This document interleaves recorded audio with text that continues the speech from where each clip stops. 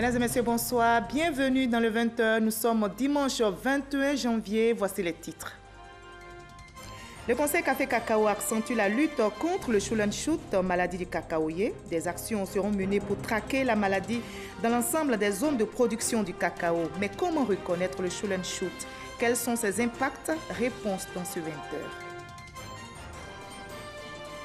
Le ministre Amédée Kouakou échange avec les maires du district d'Abidjan. Un seul point à l'ordre du jour, l'entretien des routes. Les élus locaux ont été invités à s'investir dans l'entretien de ces infrastructures afin de faciliter la mobilité des populations. On ne l'oublie pas, Roger Fulgence Kassi, RFK ou encore FUL a été arraché à l'affection des siens il y a 29 ans. Hier, date anniversaire de son décès, un hommage lui a été rendu à Kokumbo, son village, ainsi qu'à Tumodi. La fondation RFK a été créée pour pérenniser son œuvre. Enfin, en RD Congo, les manifestations contre le maintien au pouvoir du président Kabila continuent. Au moins 5 personnes ont trouvé la mort ce dimanche lors d'une marche dispersée par la police. Le pape François appelle à l'arrêt immédiat des violences. Soyez les bienvenus sur RTI 1. Nous commençons tout de suite par cette nouvelle qui réjouit le monde paysan. Le FICA, Fonds interprofessionnel pour la recherche et le conseil agricole, décide d'apporter une réponse à leurs préoccupations, celle du financement de leurs projets par les banques. Pour faciliter l'accompagnement bancaire, le FICA va encadrer les paysans en mettant à leur disposition des conseillers de gestion pour mieux monter les dossiers. Explication détaillée avec Francis Boifo. C'est un début de solution aux préoccupations des exploitants agricoles et responsables des organisations professionnelles agricoles OPA, souvent confrontés à des problèmes d'encadrement et de financement. Ils bénéficient désormais du soutien des conseillers de gestion à travers la mise en œuvre du programme filière agricole durable de Côte d'Ivoire, FADSI. Il aura une politique efficace qui va permettre aux OPA d'obtenir des comptes d'exploitation efficaces et encore d'avoir accès vers des structures bancaires afin de pouvoir obtenir des financements. Nous les aidons surtout dans cette partie-là de réflexion stratégique, de réflexion pour les activités à venir, comment est-ce qu'il faut commercialiser la recherche de nouveaux clients afin de pouvoir écouler leur production. Il est prévu la création de 3 centres de conseil de gestion dans la région du Beker, du Poro et du Haut-Sassandra pour la phase pilote du projet. La formation de 240 exploitants agricoles ainsi que l'encadrement de 45 organisations professionnelles agricoles. Le FADSI, dont la mise en œuvre a été confiée au Fonds interprofessionnel pour la recherche et le conseil agricole FIRCA, vise plusieurs objectifs. La structuration des organisations professionnelles, l'accroissement des revenus, la réduction de la pauvreté, le développement des emplois en zone rurale, le renforcement de la sécurité alimentaire des ménages, le soutien à la durabilité des systèmes de production agricole. D'un montant de 50,5 milliards de francs CFA, le programme filière agricole durable de Côte d'Ivoire s'inscrit dans la mise en œuvre de la 2e génération du programme national d'investissement agricole, PNIA 2016-2020. Des jeunes qui s'intéressent à l'agriculture afin de lutter contre la pauvreté et surtout contre l'exode rural. C'est une réalité précisément dans le village d'Alouboti, dans le département de Sakassou.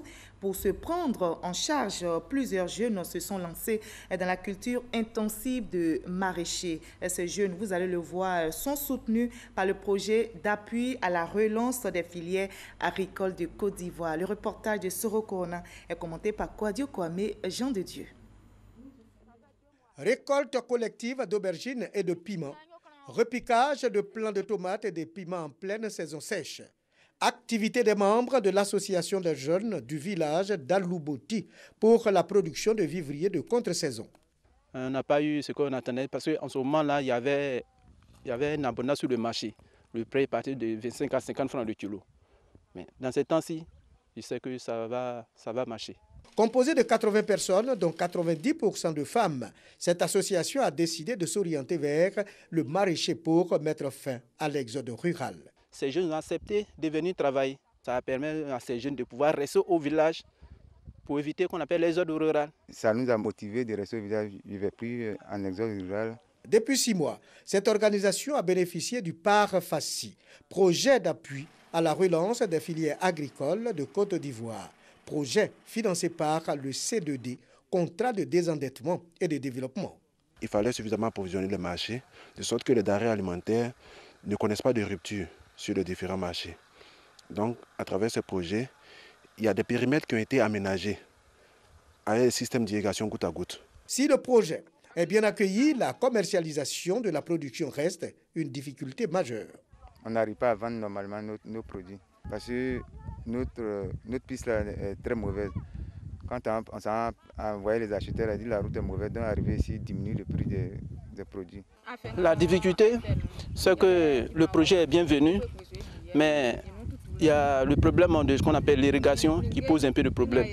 C'est que les tuyauteries, l'eau n'arrive pas sur toute la superficie.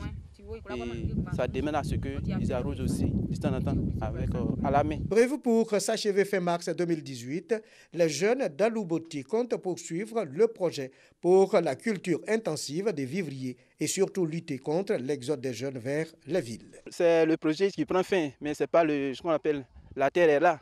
Donc nous allons nous organiser pour continuer le travail et faire venir encore d'autres jeunes qui sont encore en vie, qui ne font rien. La commercialisation et le mauvais état des pistes villageoises ne sont pas les seules difficultés qui plombent la volonté de ces jeunes de s'établir au village et contribuer à la lutte contre l'insécurité alimentaire. Une formation sur les nouvelles techniques culturelles s'impose à ces jeunes. Et on reste toujours dans le monde agricole pour évoquer cette fois-ci une situation qui préoccupe le Conseil Café-Cacao. Il s'agit du Schulden-Schütt, maladie du cacaoyer. Cette année 2018, le Conseil va intensifier sa lutte contre cette maladie. Des actions seront menées pour traquer le mal dans l'ensemble des zones de production du cacao. Mais comment reconnaître le Schulden-Schütt? Quels sont ses impacts et quelles solutions pour son éradication? Élément de réponse avec Noël Niagno. Les vergers de cacao de Soubré, Vavois, Bouaflé, comme ceux de l'ensemble des autres zones de production de Côte d'Ivoire, sont menacés par la maladie du Schulden-Schütt. Alors le Schulden-Schütt est une expression anglaise qui signifie gonflement des rameaux. Et le symptôme caractéristique de la maladie, c'est un gonflement de rameaux. C'est une maladie qui affecte le verger cacao, qui le détruit. C'est exactement en 2003 que le CNRA, sur l'indication de l'ANADER, a confirmé la recrudescence de la maladie en Côte d'Ivoire. Un mal qui s'est installé du fait de la méconnaissance de la maladie par les producteurs. Je surveille la plantation de mon papa, ça fait 17 ans. Bon, arrivé à un certain moment, j'ai vu que la production de mon papa était abaissée. Et on ne savait pas qu'il y avait un problème de maladie. Donc nous, on se disait que non, c'est les cacaoyers qui ont vieilli. Donc on prenait les cabosses et puis on prenait les pépinières, on replantait en bas. Mais l'année qui suit, on trouve que les jeunes plantes qu'on a replantées, tout est mort aussi. Il n'y avait pas de solution. Au départ, moi, je ne pensais pas sur la maladie du Schulden-Schütt. Moi, j'ai dit que comme je produisais beaucoup, que c'est mes voisins qui sont venus envoûter ma plantation. Corollaire de cet état de fait, la survenue de facteurs de propagation. Nous avons entre autres facteurs, justement, les échanges incontrôlés de matériel végétal en milieu paysan. Vous savez que les producteurs, ils ont cette habitude d'échanger du matériel entre eux. Mais ce faisant, si des cabosses partent d'un champ déjà infecté à un autre champ indemne de la maladie, eh bien c'est une façon accidentelle d'introduire, n'est-ce pas, les cochenilles qui sont les vecteurs de la maladie. Il y a, n'est-ce pas, l'utilisation de matériel végétal non sélectionné que plusieurs producteurs continuent d'utiliser. Et ça aussi, ça peut être à l'origine de la prolifération de la maladie. Il y a également, justement, l'insuffisance des entretiens. Donc, il y a le désherbage qu'il faut faire régulièrement, mais aussi les traitements phytosanitaires. Conséquence, la menace est permanente avec un taux de prévalence de 9%. Quant à l'incidence socio-économique, elle est édifiante. Il y a une baisse de production de 25% la première année, de 50% la deuxième année, et à partir de la troisième et quatrième année, vous allez assister complètement à la destruction complète du champ. À chaque année, la production descend. De 8 tonnes, on vient à 5, 4 et quelques. L'année passée, j'étais à 1 tonne, et cette année, je me retrouve à 300 kilos. Le début, on trouvait 2 tonnes 600, 2 tonnes 500.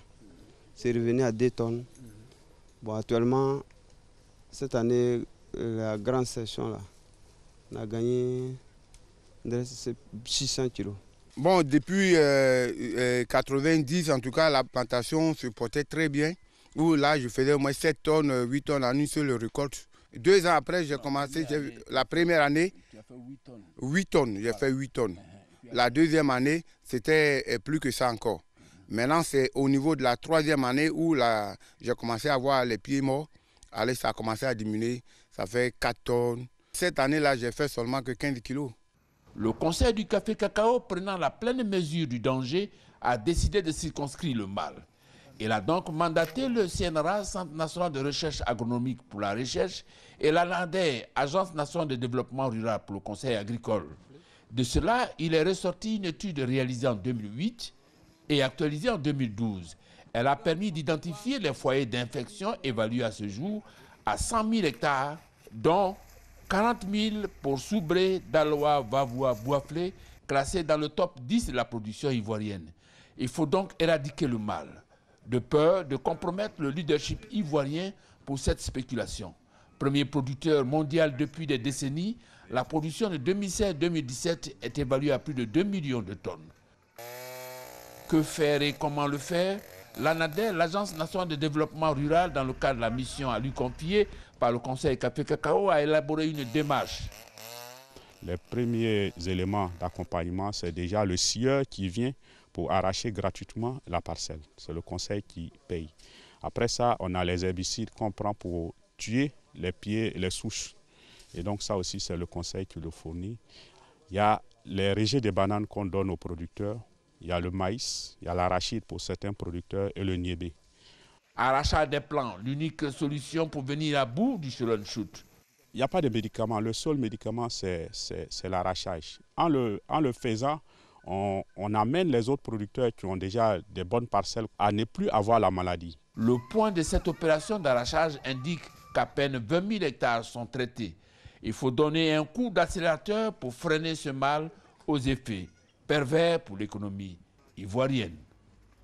Voilà, c'était un dossier réalisé par Noël Gnagno. Un autre combat est engagé dans le domaine des infrastructures routières, c'est celui des mauvais états des routes.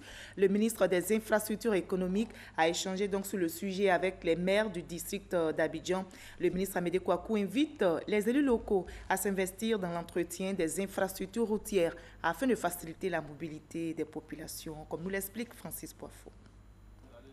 Cette rencontre, la première d'une série, c'est que le gouvernement veut faire des élus locaux du district d'Abidjan des partenaires dans la sensibilisation des populations à l'entretien des infrastructures routières et d'assainissement. Le chef de l'État et le Premier ministre ont donné des instructions pour que la plupart des routes de la ville d'Abidjan soient réhabilitées.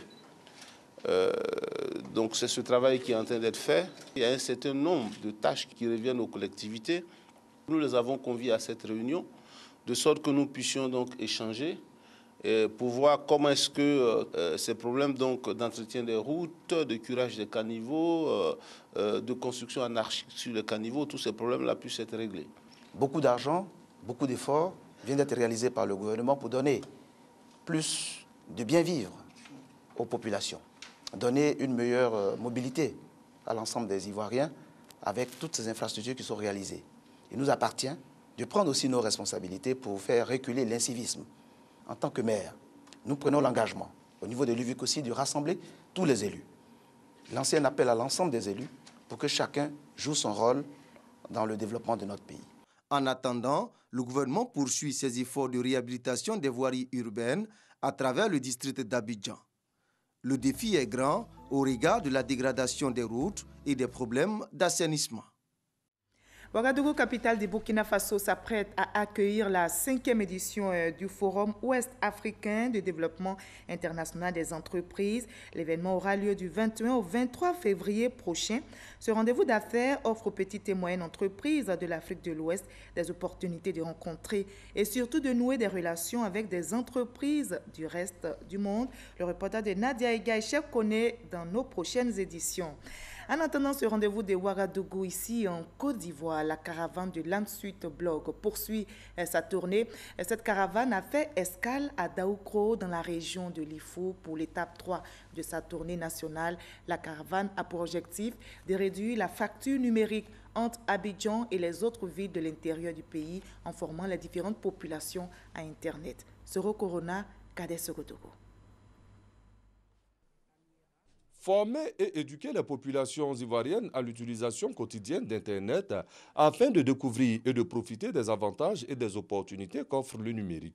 Tel est l'objectif de la caravane de école du blog et d'initiation à l'usage des TIC pour la production des contenus locaux.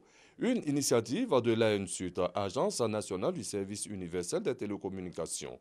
La commune de Daoukro est la 3e étape de cette caravane qui a le soutien de l'Association nationale des blogueurs de Côte d'Ivoire. En 3 étapes, le bilan est plus que positif. On s'attendait à former 600 personnes, alors que là nous sommes déjà près de 1000, 1100, 1150 personnes formées. Donc le bilan est tellement positif en termes d'impact communicationnel, en termes de personnes formées. Donc l'objectif à mi-parcours, on peut dire, il est superbement dépassé à plus de 150%. Fonctionnaires, étudiants, élèves et commerçants ont découvert tous les métiers liés à Internet. Les participants à ces différentes formations saluent l'initiative de l'ANSUT. Je vais vulgariser l'Internet dans mon activité, demander à tout le monde, professeurs, élèves et même le gardien a besoin de l'Internet. Avec Internet, je peux avoir des cours en ligne gratuits qui peuvent me donner de me performer dans tous les domaines. Quand bien même je travaille aujourd'hui. Le secteur du numérique pèse aujourd'hui 7% du produit intérieur brut ivoirien. La vulgarisation et la démocratisation de l'Internet est une priorité du gouvernement. Au chapitre politique de ce 20h, l'heure est au bilan au sein de l'UDPCI, l'Union pour la démocratie et la paix en Côte d'Ivoire. Les militants et cadres de ce parti se sont retrouvés hier à Cocody pour passer en revue leurs activités menées durant l'année 2017. Le reportage d'Olivier Iriebi est commenté pour vous par Sidonie Davila. Remobilisation des structures de base, mise en place du comité de pilotage du siège du parti. Des objectifs que le parti de l'Union pour la démocratie et pour la paix en Côte d'Ivoire entend réaliser au cours de cette année. Lesquels objectifs ont été définis lors de la rencontre d'échange qui a eu lieu entre le président du parti et les militants. L'année 2017 a été une année qui a davantage consolidé nos espérances pour l'avenir. Grâce à votre engagement, votre grandeur d'esprit et votre prospective, le parti avance. L'année 2018 sera, d'une part, l'année de mise en œuvre de ces différentes résolutions dans la perspective des élections locales et d'autre part, l'année de la redynamisation et de la mobilisation des structures du parti pour contribuer à bâtir une nation forte. Le président du parti, Dr Albert Mabritois-Keuz, pense pour sa part que la remobilisation des militants est plus que nécessaire pour parvenir à construire un parti solide. Cette année 2018 sera marquée par l'organisation des élections municipales, régionales et sénatoriales. Je voudrais inviter les militantes et militants de l'UDPCI à rester engagés et mobilisés pour ces batailles. Je demande à toutes et à tous de faire preuve de la discipline nécessaire pour conférer au parti une place prépondérante sur l'échiquier politique de notre pays. Au sein de l'Union pour la démocratie et pour la paix en Côte d'Ivoire, l'année 2017 a été marquée par plusieurs actions, notamment la participation de l'UDPCI aux travaux de haut niveau du RHDP, a rappelé le président Albert Mabritois-Keuz. Le parti veut continuer à œuvrer pour la consolidation de l'unité nationale. Du côté d'Abengoro, ils sont entre 350 et 400 commerçants touchés par l'incendie d'une partie du marché central. Nombreux occupent les trottoirs aux alentours du marché incendié. Les commerçants sinistrés hésitent encore à s'installer sur le site de recasement provisoire mis à leur disposition par le maire d'Abengoro. Le témoignage est signé Eugène Atoubi. On croyait le marché principal d'Abengoro dépeuplé après l'incendie qu'il a subi. Que non.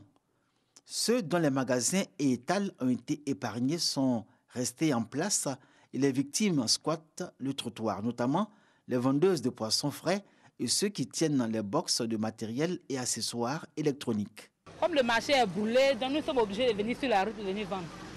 On voit que ce n'est pas prudent, mais on est obligé de faire avec. Nous sommes tous dans Abengoro, donc si on dit qu'on n'a qu'à participer ou cotiser un peu pour qu'on puisse reconstruire le marché là, on peut le faire 5 francs, 10 francs, c'est l'argent. Je sais que c'est une voie, mais comme il n'y a pas les moyens, comment on va faire là? On doit rester d'abord.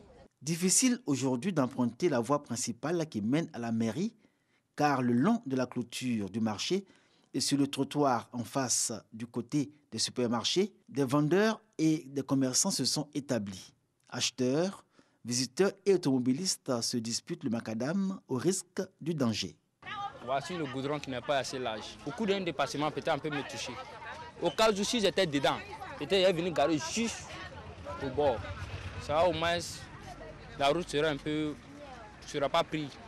Nous n'allons pas attendre à ce qu'un autre drame se produise.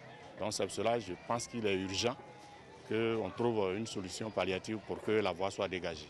L'occupation du trottoir par certains commerçants sinistrés est l'expression de leurs motivations individuelles et de leur manque d'inclination à rejoindre le nouveau site. Quartier Agnikro.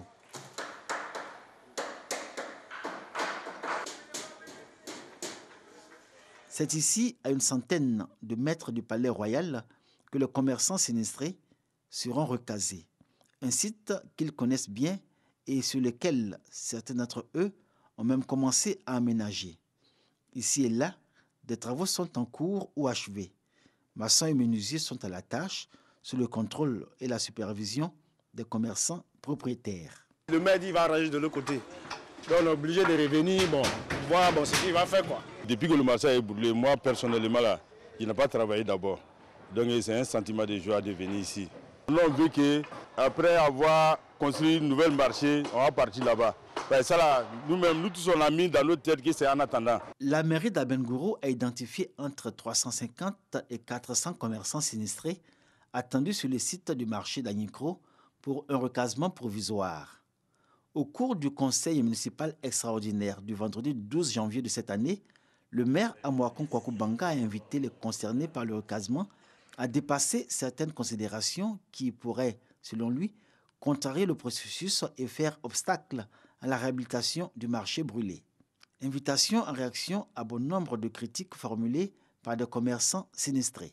Le problème que là-bas, il n'y a pas courant, il n'y a pas clôture et puis il n'y a pas de bonne douche. Nous, on a des appareils. Même si un client vient, on veut essayer. Là où il n'y a pas courant, tu peux essayer comment, monsieur. Les plans pour le nouveau marché sont déjà prêts. On va prendre en compte les aspects écologiques.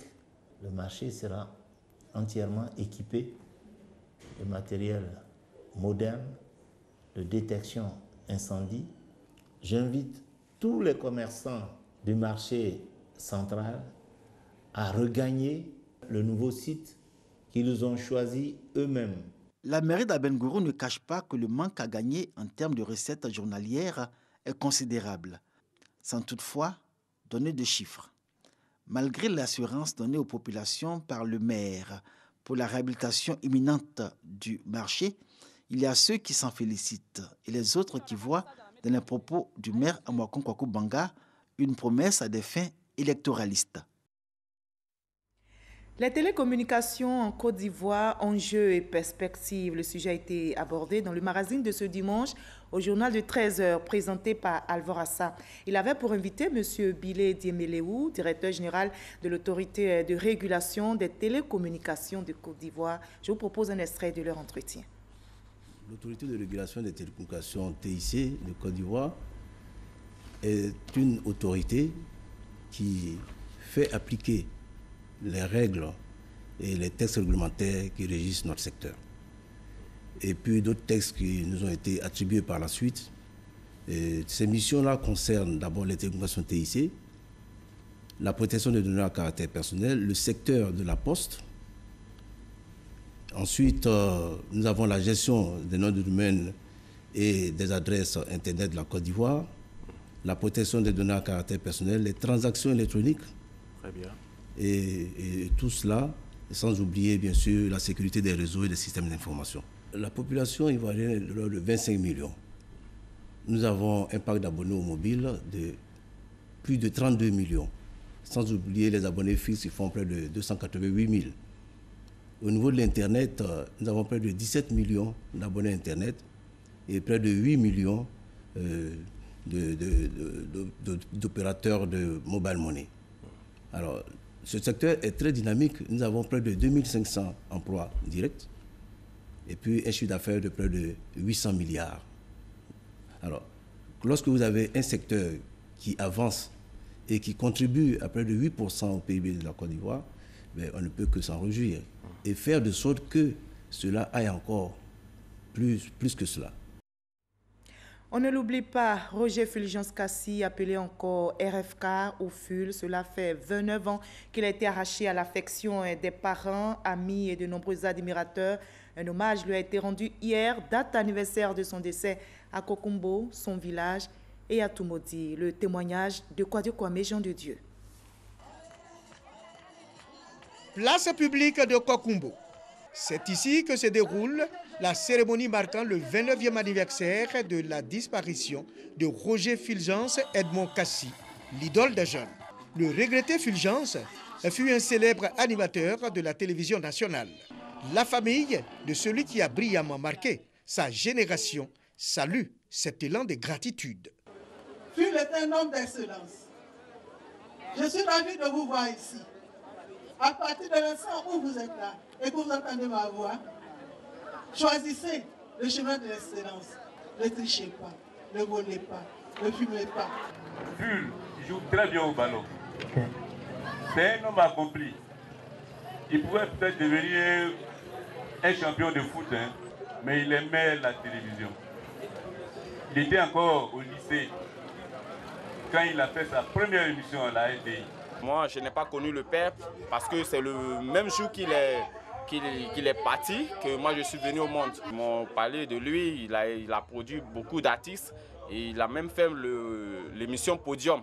L'hommage à Roger Fulgence Kassi est une initiative de Yvonne Stanislas Rabé, la marraine des Clignancourt. Domicile de Ful, la mère du défunt s'est retirée pour la prière et le recueillement. Les proches parents et le tout Kokumbo se souviennent, mais restent dignes dans la douleur. À Tumodi, chef-lieu des départements, un rassemblement pour valoriser et pérenniser les actions de l'illustre disparu à travers un festival. La Fondation Roger Fulgence Kassi a pour mission la promotion, la détection, la formation et la promotion des jeunes talents tout azimuts. Ful était un grand bosseur, comme tout le monde le sait, et il aimait l'excellence. Et je pense qu'à travers lui, la jeunesse actuelle pourra suivre son exemple pour que nous puissions avoir plusieurs Roger Fulgence Kassi en Côte d'Ivoire. Un dépôt de gerbes sur la tombe de RFK a mis fin à cette cérémonie d'hommage. Je vous propose maintenant le reste de l'actualité dans le 7 sur 7. Qu'est-ce qui a marqué l'actualité dans le monde cette semaine? Élément de réponse dans le 7 sur 7 avec Gabriel Zani.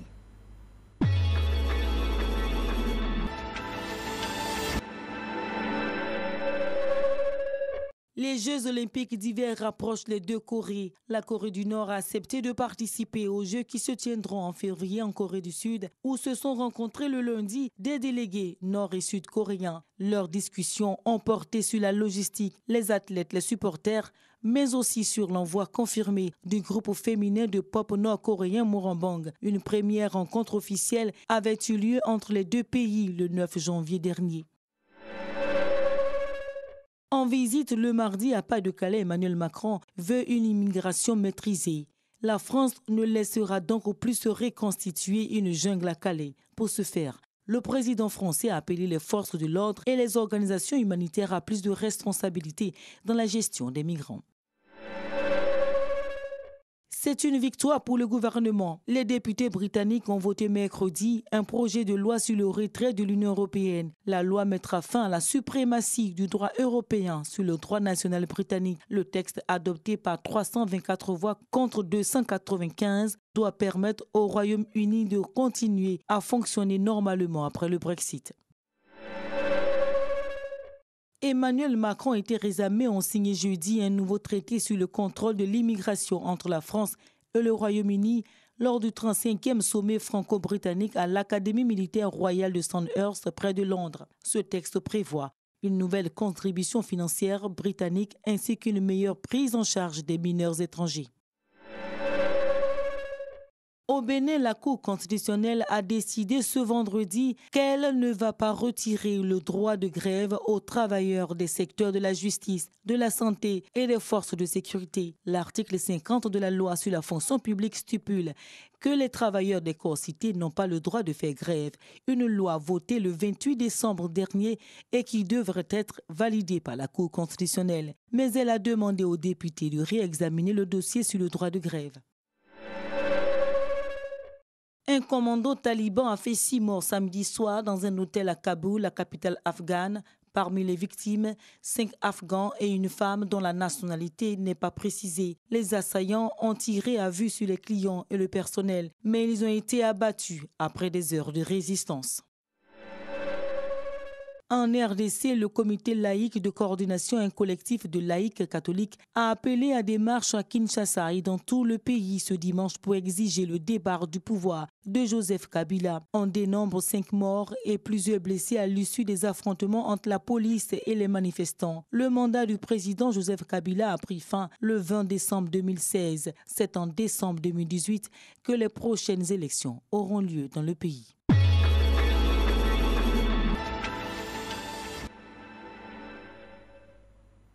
Voilà la fin de cette édition supervisée par Michel Digré. Merci à la réalisation, à toute l'équipe technique, surtout à vous, de nous suivre à travers le monde. À demain, 20h.